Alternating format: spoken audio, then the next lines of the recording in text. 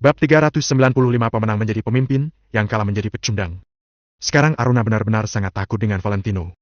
Sebelum naik, aku suruh kamu menikmati waktu-waktu terakhir di perusahaan. Apakah kamu menikmati dengan bagus? Ucap Valentino. Aruna kehabisan kata-kata. Sekarang, aku menggunakan posisi direktur eksekutif memecat Aruna. Dipecat tanpa syarat. Ganti rugi akan diberikan padamu semua.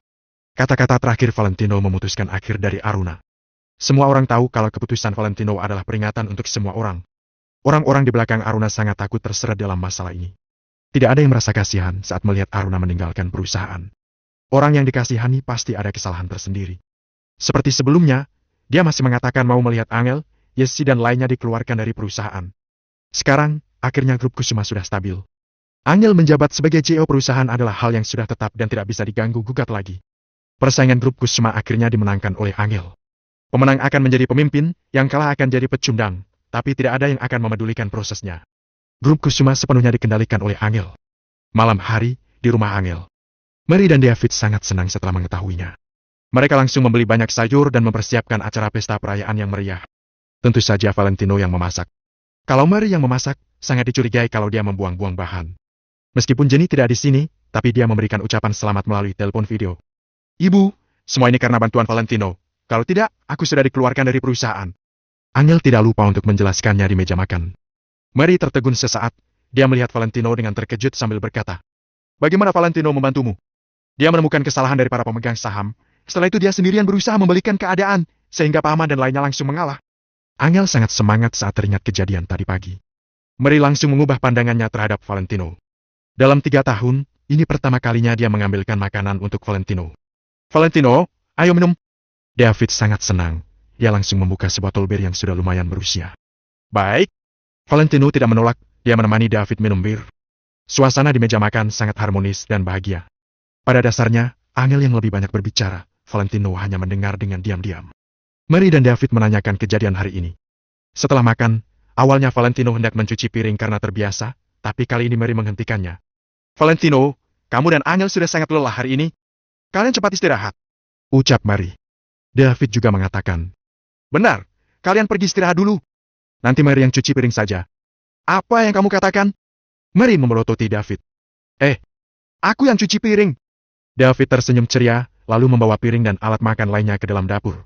Valentino tertegun sesaat, setelah itu dia hanya menganggukkan kepalanya saja. "Itu, Valentino." Saat Valentino hendak pergi, Mary memanggilnya lagi. "Ada apa?" Valentino sedikit bingung.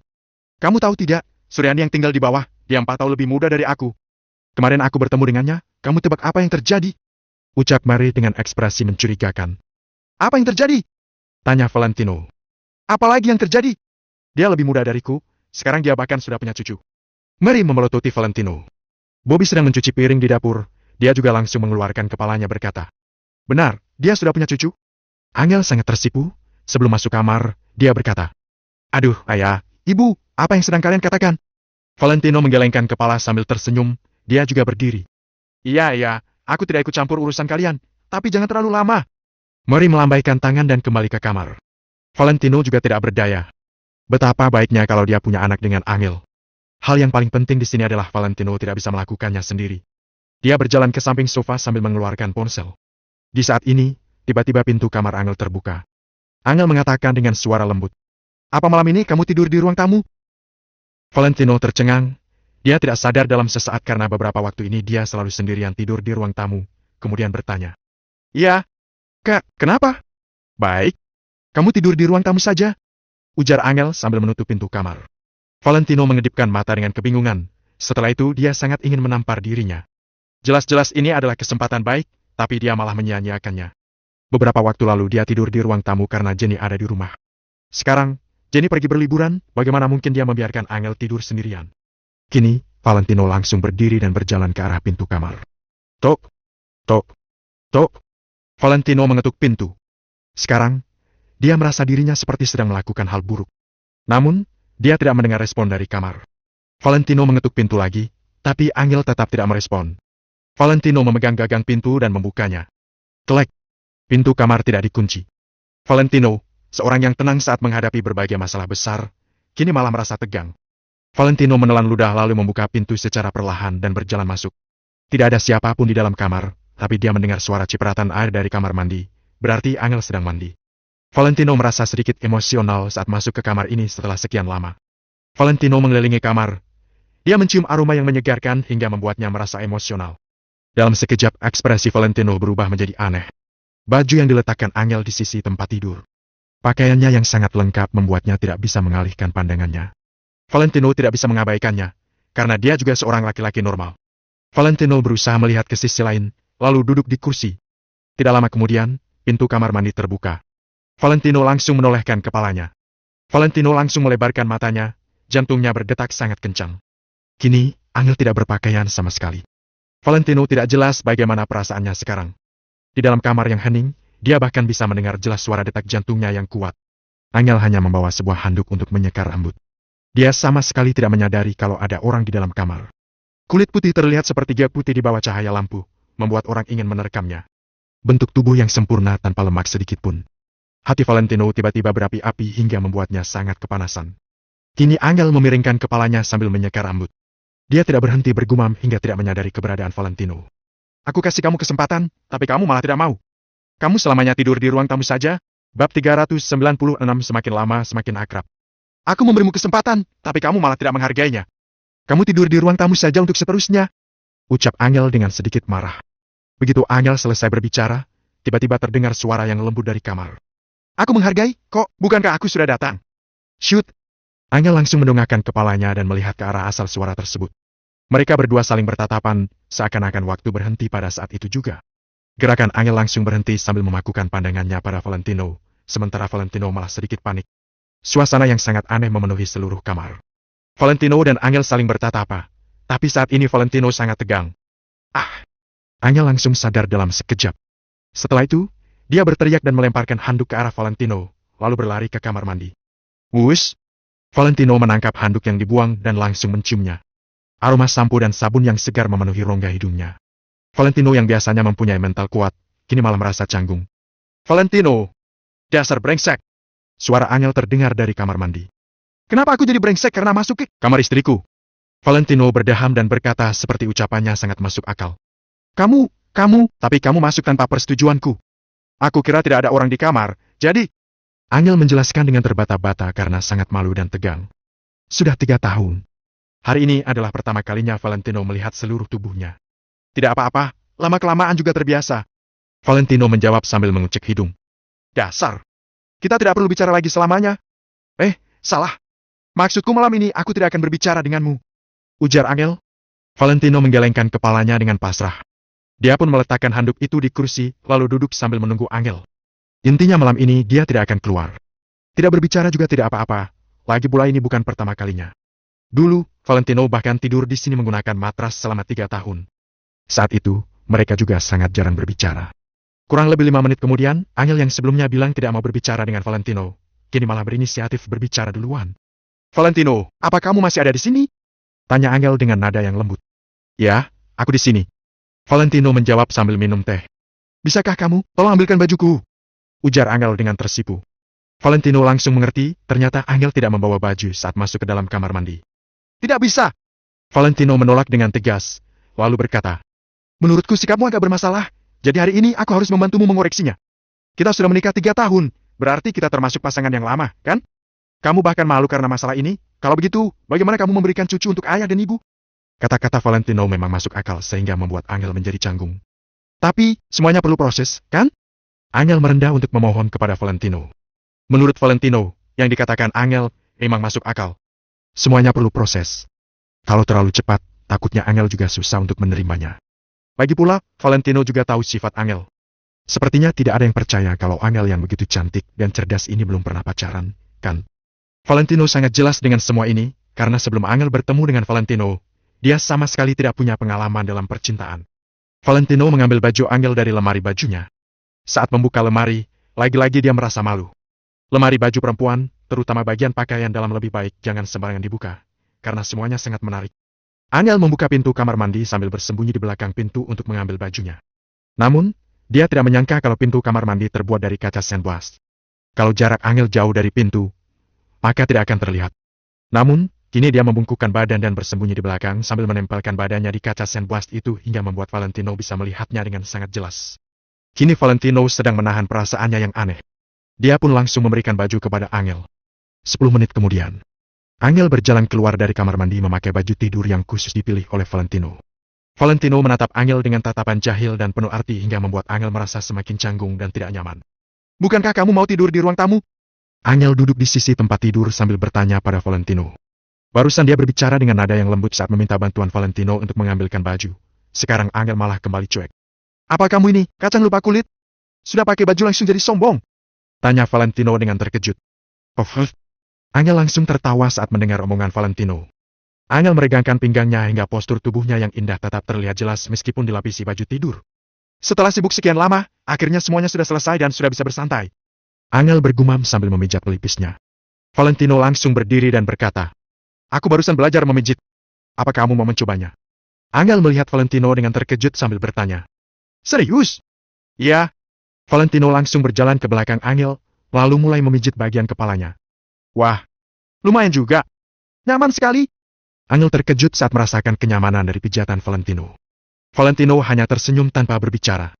Dia memijit bagian pelipis Angel dengan hati-hati. Angel, apakah aku perlu mengganti semua karyawan yang mendukung Aruna tadi pagi? Tanya Valentino. Angel terdiam sesaat, lalu menjawab. Tidak perlu. Aku percaya kalau aku punya kemampuan untuk menaklukkan mereka.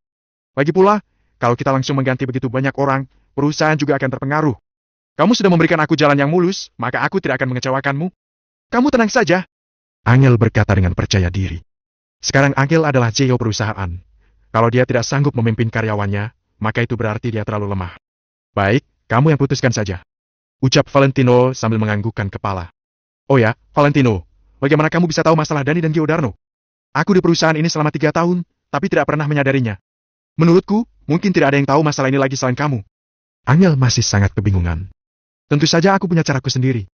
Valentino tertawa saat mengatakannya. Cih, so misterius. Angel mencibir, lalu lanjut berkata. Sudahlah, begini saja. Kamu sudah boleh pergi. Valentino seketika tertegun, lalu menjawab. Aku tidak mau pergi. Angel naik ke atas tempat tidur sambil berkata. Lagi pula tidak ada tempat untukmu di kamar ini. Awalnya Valentino hendak tidur di matras, tapi dia menghentikan langkah kakinya. Untuk apa dia tidur di matras? Bukankah hal yang wajar jika pasangan suami istri tidur di ranjang yang sama? Valentino langsung berhenti di tempat, setelah itu dia membalikkan badan dan berjalan ke arah Angel sambil tersenyum tidak jelas. Apa yang ingin kamu lakukan? Angel sontak tercengang. Bab 397 4 keluarga besar. Ah, boleh tidak? Tanya Valentino dengan bingung. Apanya yang boleh? Tanya Angel dengan alis berkerut. Bukannya tadi kamu bertanya apakah kita akan melakukan sesuatu? Valentino mengusap-usap ujung hidungnya dan berdeham-deham. Kamu? Angel tersadar, wajahnya langsung menjadi panas dan memerah. Dia pun berbalik dan berbaring di tepi kasur tanpa mengucapkan sepatah kata pun. Valentino tersenyum dan langsung naik ke sisi kasur tanpa ragu, lalu menyosor badan Angel dengan nakal. Tubuh Angel seketika menegang, dia berbisik sambil masih memunggungi Valentino. Valentino, aku belum siap. Kalau begitu, bagaimana kalau aku membeli sebotol wine agar suasananya lebih mendukung, sekalian memberimu tambahan keberanian? Valentino tersenyum main-main.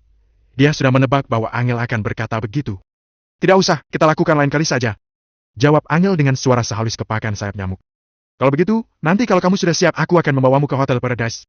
Tutur Valentino sambil mengangguk ringan. Dia lalu berbaring di samping Angel tanpa melepas pakaiannya. Angel terdiam beberapa saat, lalu mengangguk dan menjawab. Iya. Kalau begitu, bagaimana kalau hari ini kita mulai dari tidur selanjang dulu? Tanya Valentino sambil tersenyum ringan dan mencium rambut Angel yang wangi. Angel yang tersipu hanya menjawab dengan suara dan mengangguk. Valentino berbaring di sampingnya dan meraba-raba kasur yang lembut. Perasaannya kini sedikit emosional. Dalam 3 tahun, ini adalah pertama kalinya dia berbaring di atas kasur. Ternyata rasanya lebih nyaman daripada tidur di lantai. Dulu, Angel lah yang tidak mau menerimanya. Namun, sekarang Angel sedang berusaha menerima Valentino dengan sepenuh hati. Sedangkan Valentino juga masih berusaha menunjukkan rasa hormatnya kepada Angel. Selama seseorang bersungguh-sungguh, gunung es sebesar apapun pasti bisa dilelehkan. Valentino akan bersabar dan menunggu Angel membuka hatinya dengan sepenuhnya. Malam ini, keduanya tidur dengan nyenyak. 2 hari kemudian. Waktu berlalu dengan sangat cepat, 2 hari telah berlalu dalam sekejap mata. Dalam 2 hari ini, Angel telah menunjukkan kemampuannya yang terbaik. Tekad dan kemampuannya sangat kuat, dia pun mampu menaklukkan seluruh perusahaan grup Kusuma dengan gampang. Valentino sudah tahu dan yakin bahwa Angel pasti bisa melakukannya. Kini seluruh perusahaan grup Kusuma telah sepenuhnya turun ke tangan Angel. Meskipun Bobby dan yang lainnya tidak sudi, mereka sadar bahwa tidak ada yang bisa mereka lakukan, jadi dalam 2 hari ini mereka juga menghilang tanpa jejak dengan sendirinya. Bahkan Nyonya Besar Kusuma juga hanya bisa berbagi pendapat dengan para pemegang saham, tetapi tidak bisa terlalu ikut campur. Karena itu, selama 2 hari ini pun Nyonya Besar Kusuma tidak melancarkan tindakan apapun seolah-olah dia sudah sepenuhnya tidak campur tangan dalam urusan perusahaan lagi. Angel akhirnya berhasil memenuhi keinginan terakhir Tuan Besar Kusuma untuk mengembangkan perusahaan grup Kusuma. Secara alami, Angel menjadi lebih sibuk setelah menjabat sebagai CEO. Namun, karena ada Valentino yang mendukungnya dari belakang, tekanan yang dipikulnya pun menjadi lebih ringan. Mereka melewati hari-hari yang begitu sibuk, namun hubungan antara mereka juga berangsur-angsur menjadi lebih mesra dan hangat. Meskipun di malam pertama mereka tidur seranjang, mereka hanya tidur di masing-masing sisi kasur sambil menjaga jarak. Pada malam kedua, Angel tidur sambil dipeluk oleh Valentino, tetapi posisi Angel tetap membelakangi Valentino karena dia belum terbiasa. Pada malam ketiga, keduanya tidur sambil berpelukan. Dalam 3 malam, hubungan mereka benar-benar telah mengalami kemajuan pesat. Pagi-pagi keesokan harinya, Valentino terbangun karena suatu suara bising. Valentino menengadahkan kepalanya untuk melihat sekeliling, ternyata Angel sudah lebih dulu bangun dan sekarang sedang mandi. Valentino agak kaget karena indranya sangat tajam dan dia biasanya akan langsung terbangun kalau ada suatu gerakan di sekitarnya. Namun, hari ini dia malah tertidur dengan sangat pulas. Valentino menggeleng-gelengkan kepalanya, sepertinya dia terlalu terpengaruh karena tempat tidur yang sangat besar dan hangat ini. Kehangatan tempat tidur memang selalu membuat orang tenggelam dan berlama-lama di kasur. Valentino, hari ini aku akan pergi menemui klien yang sangat penting, jadi kamu tidak perlu mengantarku. Omong-omong, berkat kamu, menjadi presidir bukanlah hal yang sangat sulit. Mobilnya aku pakai, ya? Setelah berkata dengan tergesa-gesa, Angel pun mengambil tasnya dan bergegas keluar. Valentino menggeleng-gelengkan kepalanya. Sikap Angel yang menjabat sebagai direktur eksekutif malah terkesan seperti seorang penjaga toko. Saat Valentino baru hendak bangkit dari tempat tidur untuk mandi, ponsel di meja nakas tiba-tiba berdering. Valentino mengambilnya dan melihat ada sebuah panggilan masuk dari Cindy. Orang ini, Valentino mau tak mau mengangkat telepon. Valentino sudah menolak Cindy berkali-kali, jadi agak tidak masuk akal kalau dia menolaknya lagi kali ini. Bagaimanapun juga, Valentino tidak bisa mengesampingkan fakta bahwa Cindy telah membantunya beberapa kali. Hal yang paling penting adalah, ia mungkin bisa mendapatkan keuntungan besar kalau berhasil bekerja sama dengan keluarga cendana di kota Neo dengan Cindy sebagai perantaranya. Jelas bahwa di kota Neo hanya terdapat beberapa keluarga besar yang berkuasa. Grup Kingston telah dimusnahkan, jadi mereka tidak termasuk. Sekarang, yang tersisa di kota Neo adalah keluarga laki, keluarga Kusuma, keluarga cendana dan keluarga Brianto. Di kota Neo, keempat keluarga ini memang bukan yang terkuat dalam perihal kekayaan, tetapi mereka memiliki pengaruh dan kekuasaan yang sangat besar kalau dibanding keluarga biasa. Kekuatan suatu keluarga lama tidak hanya tercermin dari kekayaan yang mereka miliki. Bisa dikatakan bahwa keempat keluarga ini menguasai setengah dari keseluruhan kota Neo. Di sisi lain, keluarga laki telah mengakui kehebatan dan kekuasaan Valentino, sedangkan keluarga Kusuma telah diambil alih oleh Angel, jadi bisa dianggap bahwa kedua keluarga ini telah dikuasai Valentino. Keluarga cendana dan keluarga Brianto menjadi target Valentino yang selanjutnya. Keluarga Brianto masih tidak buka suara untuk sementara karena Valentino sudah pernah menghubungi mereka. Malam itu, Valentino telah memerintahkan beberapa bawahannya untuk menutup jalan di luar kediaman keluarga Ika dalam radius 10 km. Selain itu, dia juga telah memblokir semua mitra pendukung keluarga Ika. Salah satu keluarga mitra mereka tak lain adalah keluarga Brianto. Panggilan bala bantuan dari ayahnya Ellen Ika, Budiman Ika, ditujukan tak lain kepada ayahnya Tuan Jason. Namun, keluarga Brianto tidak berdaya dan tidak berani campur tangan karena tahu bahwa ada yang jauh lebih kuat dari mereka. Jadi, kecuali anggota keluarga Brianto semuanya orang bodoh, mereka pasti tahu caranya menghadapi Valentino. Valentino tidak memedulikan keluarga dan perusahaan-perusahaan kecil lainnya di bawah keempat keluarga besar ini. Lagi pula, setelah rencana meteor diluncurkan, kumpulan perusahaan kecil ini akan ditelan atau digunakan sebagai biji meriam yang dibakar sampai habis dalam rencana lanjutan rencana meteor. Karena itu, hal yang paling penting saat ini adalah menjalin hubungan dengan keluarga cendana. Memikirkan hal ini, Valentino pun mengangkat telepon. Halo, Valentino. Terdengar suara Cindy. Suaranya hampir seperti bisikan yang terdengar agak gugup dan gelisah. Valentino tidak bisa menahan senyumannya. Putri keluarga cendana yang memiliki kepribadian yang kuat itu entah kenapa selalu berhati-hati saat berbicara dengan Valentino. Apakah karena saat itu di Head Club, Hendrik pernah mengatakan bahwa Valentino adalah temannya? Betul, ini Valentino. Valentino mengangguk sambil bangkit dari tempat tidur. Aku ingin bertanya, apakah kamu ada waktu senggang hari ini? Suara Cindy bahkan lebih menciut lagi sekarang, sampai agak terkesan seolah dia adalah tipe orang yang rendah hati. Sebelum Valentino sempat menjawab, Cindy langsung cepat-cepat berkata lagi. Tidak apa-apa, kalau kamu tidak ada waktu senggang, lain kali saja, deh. Meskipun mulutnya mengatakan tidak apa-apa, nada suaranya terdengar sedikit kecewa. Lagi pula, ini adalah ketiga kalinya dia menelpon Valentino. Kalau Valentino menolak lagi, dia tidak akan pernah memiliki keberanian untuk mencoba untuk keempat kalinya. Valentino berpikir sejenak, lalu menjawab dengan ringan. Hari ini aku punya waktu senggang. Serius? Kalau begitu, apakah kamu bisa membantuku? Baru saja mengajukan pertanyaan, Cindy langsung berkata lagi. Kalau jawabanmu bisa, aku akan menjemputmu sekarang juga. Aku punya mobil, kok. Baru saja 4 kata itu keluar dari mulut Valentino, Cindy langsung menyela. Aku sudah sampai, kamu langsung turun saja. Bab 398 Valentino berbohong. Apa? Setelah tertegun sejenak, Valentino berjalan ke depan jendela dan melihat ke bawah. Tak jauh dari situ, terlihat sebuah Maserati model terbaru berwarna putih terparkir dengan sembunyi-sembunyi. Sepertinya Cindy sudah mengganti mobil baru. Cindy memarkirkan mobilnya di gedung lain, mungkin untuk menghindari kecurigaan. Lagi pula, Valentino adalah seorang pria beristri. Namun, sosok dan penampilan Cindy hari ini sangat rupawan dan sulit diabaikan, bahkan Valentino pun spontan melihatnya sekilas. Ponsel Cindy terapit di antara bahu dan lehernya, dia sedang menjulurkan kepalanya yang dimiringkan dan mengulurkan tangannya untuk menutup pintu mobil. Valentino agak tercengang untuk beberapa saat. Masa, sih, Cindy sudah datang ke sini sebelum menelponnya. Apakah sebelumnya kamu juga sudah datang dan menunggu di sini sebelum menelponku? Tanya Valentino dengan heran. Cindy membeku seketika, lalu menjelaskan dengan suara rendah. Lagi pula aku tidak ada kerjaan. Ya, sudah. Aku turun sekarang. Valentino menggeleng-gelengkan kepalanya, sepertinya ini adalah sesuatu yang harus dilakukannya. Valentino menyapa Mary dan hendak turun ke bawah. Ah, Valentino, perumahan di Jing Oriental. Sahut Mary yang tiba-tiba menghentikan Valentino.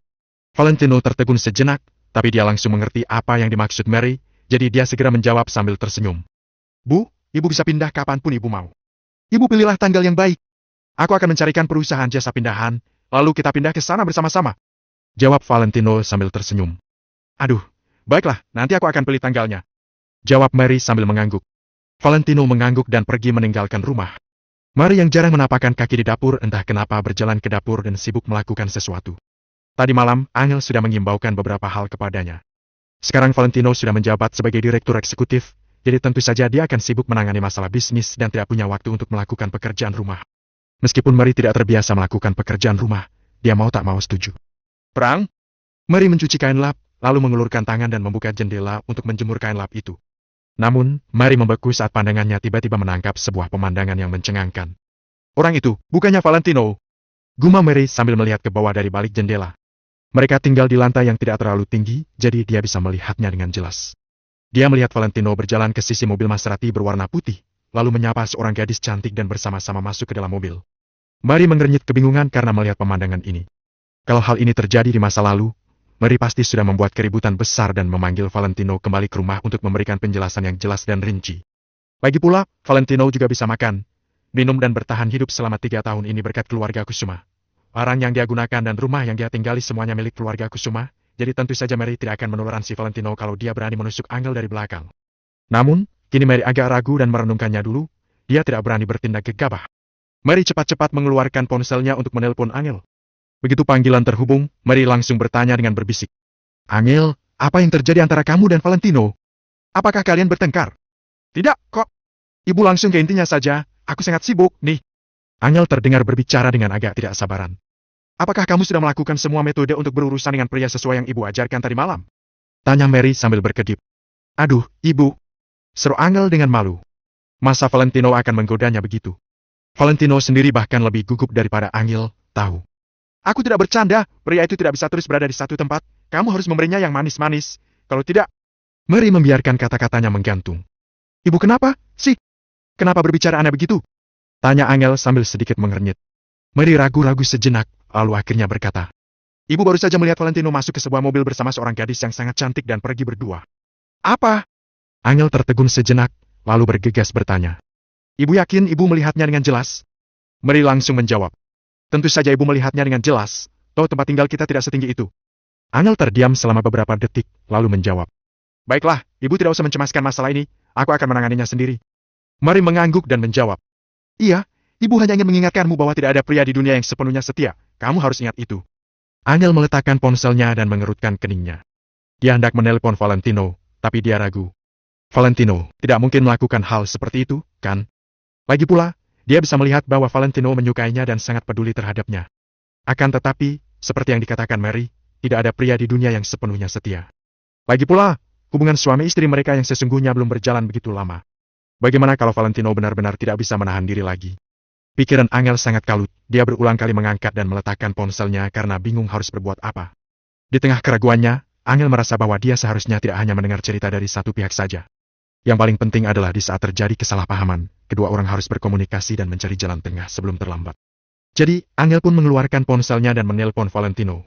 Tak perlu menunggu lama, Valentino langsung menjawab begitu panggilannya terhubung. Hai Angel, ada masalah apa? Angel berhenti sejenak, lalu menjawab. Tidak ada masalah apa-apa. Apakah hari ini kamu keluar? Iya, aku keluar untuk membereskan sesuatu bersama seorang teman. Jawab Valentino dengan jujur.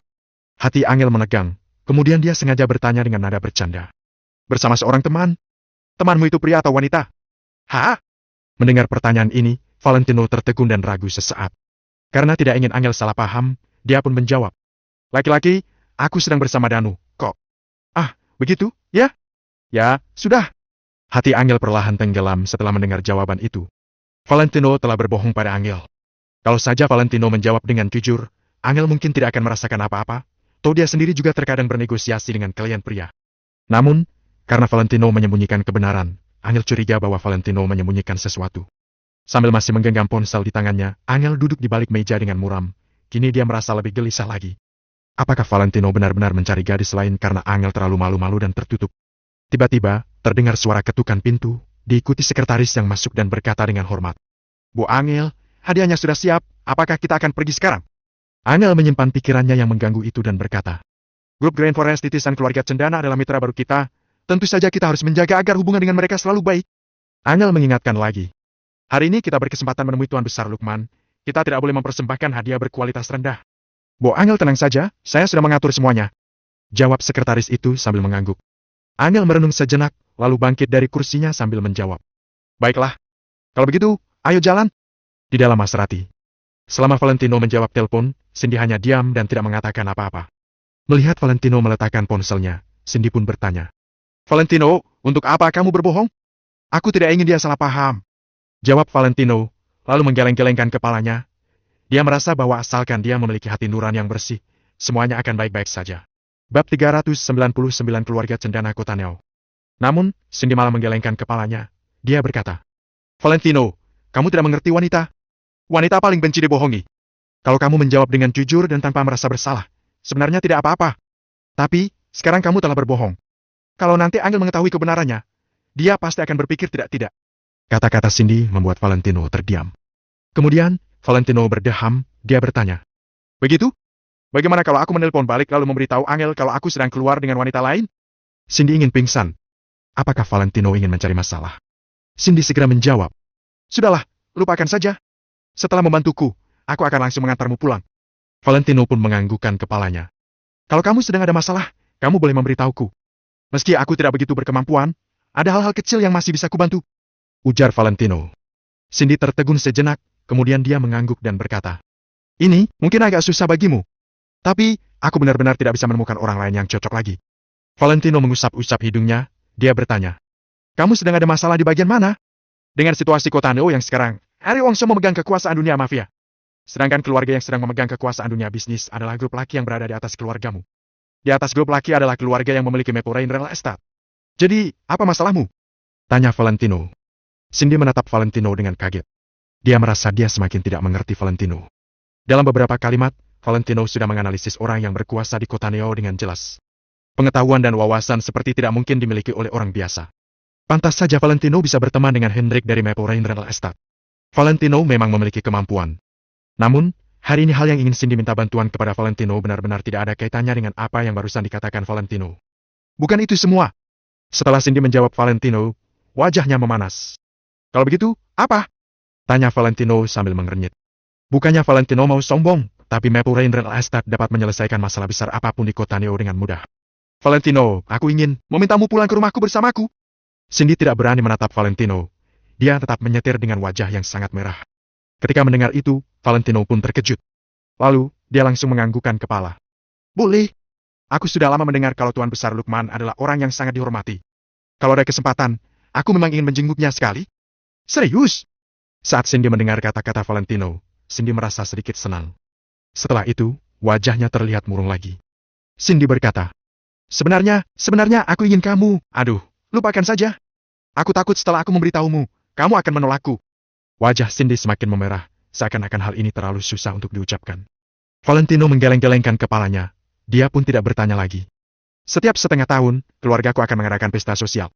Yang hadir bukan hanya anggota keluarga Cendana, tapi kami juga akan mengundang beberapa partner kerja kami. Melihat Valentino tidak mengatakan apa-apa, Cindy lanjut berkata, "Pestanya diadakan di rumah kami, ini juga cara untuk mempererat hubungan." Valentino mengangguk-angguk kepalanya. Tuan Besar Lukman dari keluarga Cendana adalah orang yang sangat dihormati.